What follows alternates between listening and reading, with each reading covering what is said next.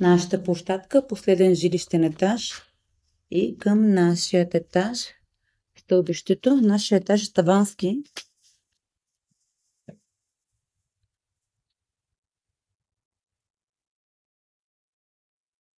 Като изцяло трябва да се ремонтира.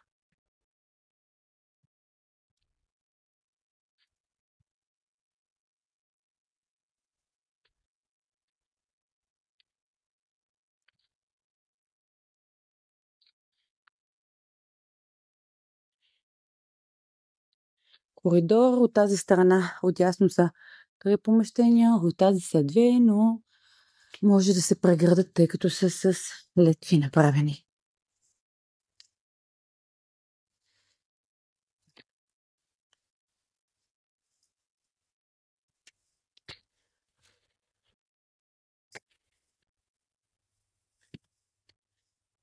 Много хубава тераса има, сега ще излеземе на нея.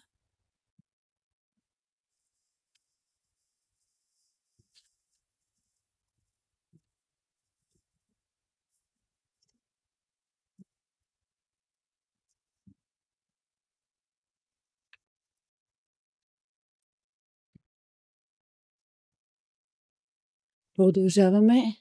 По дясната страна целият покрив се вижда.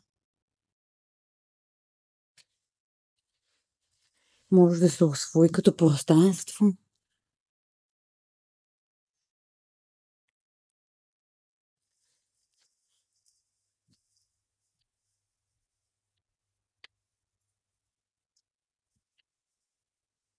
И сега минаваме на стаите от лявата страна на коридора.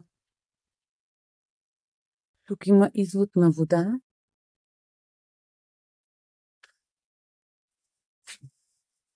Ето е последната стая.